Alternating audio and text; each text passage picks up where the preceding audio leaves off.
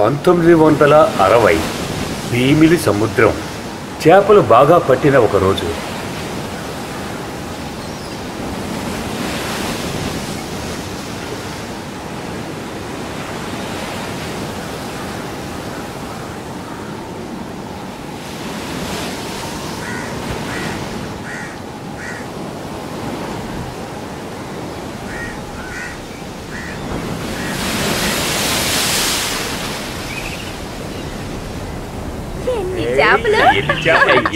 ఎన్ని చేపలు, పెద్ద పెద్ద చేపలు.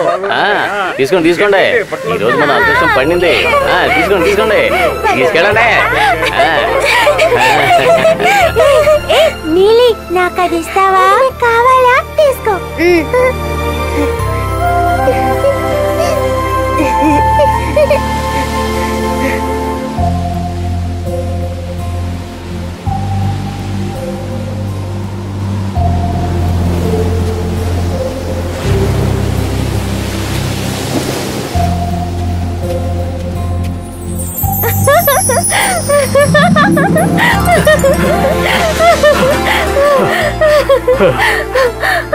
ఏంటి అరుణ్, నన్ను ఇలా పరిగెట్టించడం ఏమైనా బాగుందా? ఏంటి నీలి, సిగ్గేస్తుందా? ఓడిపోయావని ఒప్పుకో. నేను ఈ సముద్ర తల్లికి కొడుకుని. ఓడిపోయాను, ఒప్పుకున్నాను. సముద్రం తల్లి కొడుకువి కదా, ఒకరోజు నేను కూడా ఈ సముద్రం తల్లి కూతున్నని నీ నోటితోటే చెప్పేస్తాను, చూసుకో. ముందు కూర్చో.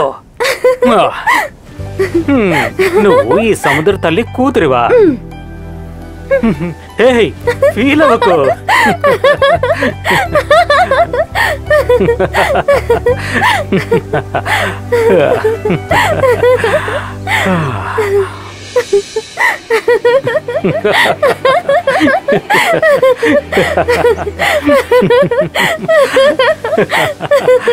అరుణ్, అరుణ్, అరుణ్, అరుణన్నా, అరుణ్, అరుణన్నా, మీ అమ్మ పిలుస్తోంది. అరుణ్. అరే, అమ్మ ఎందుకు ఇప్పుడు పిలుస్తోంది? అరే, రేపు కొత్త పడవ నీటిలో దింపడానికి తాంబూలం దక్షిణ ఇచ్చి ఊరి పెద్దలను పిలవాలి కదా. ఏ పెద్దని చూడడానికి కూడా నాకు కుదరదు.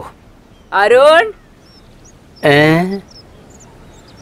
నువ్వు వెళ్ళి అమ్మని చూడమని చెప్పు. నేను పని చేసేవాళ్ళు వెళ్ళిపోయారని చెప్తాను. సరే వెళ్ళు. అమ్మా. అలీబాయ్, అరుణ్ ఎక్కడా? రేపు సముద్రంలోకి పడవని దించే ముందు ఊళ్ళో పెద్దవాళ్ళందరినీ పూజకి పిలవాలని చెప్పానా లేదా? అరుణన్న వెళ్ళవలసిన అవసరం లేదంట, అమ్మ వెళ్తే సరిపోద్ది అని చెప్పాడు. అసలు వాడు ఉద్దేశం ఏంటి? అసలు ఇది ఎంతవరకు న్యాయం? ఆడదాన్నయుండి వీటన్నిటికీ నేను వెళ్తానా? నేను అక్కడికి వెళ్ళాననుకో, మా పంచమి ఇవన్నీ నీకు తెలీదా అని మొహానే అడిగేస్తారు. అంతేకాదు, ఈ సముద్రాన్నే పరిపాలించే సందామరే కూతురివి ఈ మాత్రం కూడా తెలీదా అని అడుగుతారు. నేను చెప్పేది అర్థమవుతుందా? అరుణన్ కూడా ఆ విషయమే చెప్పాడు, ఈ పనులన్నీ చేయడానికి అమ్మే కరెక్ట్ అని. ఈ ఊరికి వచ్చేసినా కూడా ఈ ఊరు పద్ధతులన్నీ నాకు బాగానే గుర్తున్నాయి. ఊరి నియమాలకి కట్టుబడకపోతే అది చాలా తప్పు. ఆ వెధవకి ఇవన్నీ తెలుస్తాయా ఏంటి? ఆ ఊర్లోంచి వెళ్ళిపోమన్న వెంటనే మీరు ఇక్కడికి వచ్చేసారు కదా, ఈ ఊరోళ్ళు కూడా మనల్ని ఎక్కడ వెళ్ళేస్తారో అని అన్న భయపడుతున్నాడు. ఎందుకు వెళ్ళేస్తారేంటి? మనం వెళ్ళి పద్ధతిగానే పిలుస్తున్నాం కదా. లోపలికెళ్ళి ఆ తట్ట తీసుకురా, నేనెళ్ళి పిలిచొస్తాను. ఇది చాలా కొత్తగా ఉంది. కొత్తగా వల పడవని తీసుకొని సముద్రంలోకి వెళ్ళబోతోంది. అవును పంచమి, నీ పిల్లాడికి బాధ్యత లేదా? అవును, నువ్వు చిందామరై కూతురు కదూ? తమరేదైనా తప్పుగా అనుకుంటారేమని ఆడనుకుంటున్నాడయ్యా, అందుకే రాలేదయ్యా. నేనింకేం చెప్తాను, మామూలుగా డబ్బులు అవి ఇవి నాకు తీసుకొచ్చి ఇచ్చేసావు కదా.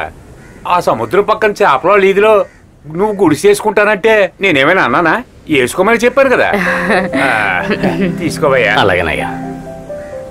అది మేం మర్చిపోమయ్యా, మీరే మంచిగా వచ్చి అన్ని చేసి పెట్టాలి. పోనీ రోజులు ఆ విధంగానే ఉన్నాయి.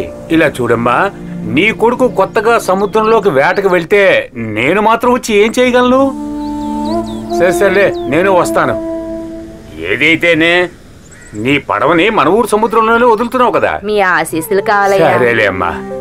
సరే మరి బయలుదేరతాను. మంచిది, వెళ్ళిరా అమ్మా. రేపు ఉదయం కల్లా నేను సముద్రం దగ్గరికి వస్తాను.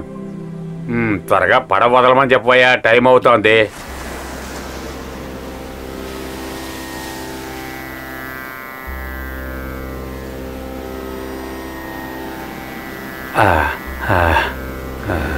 దేవుడా,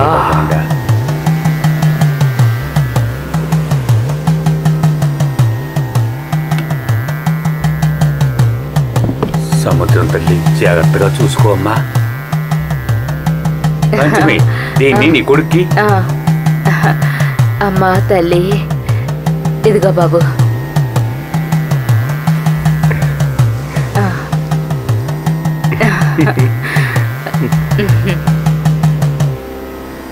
తీసుకోరా, వెళ్దామా?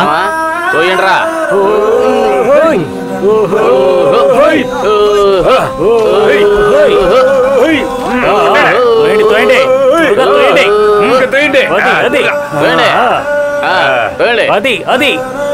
అది అంతే.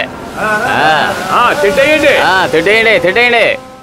గోదారి గట్టుంది, గట్టు మీద చెట్టుంది, చెట్టు మీద పెట్టుంది, పిట్ట మనసులో ఏముంది? ఓ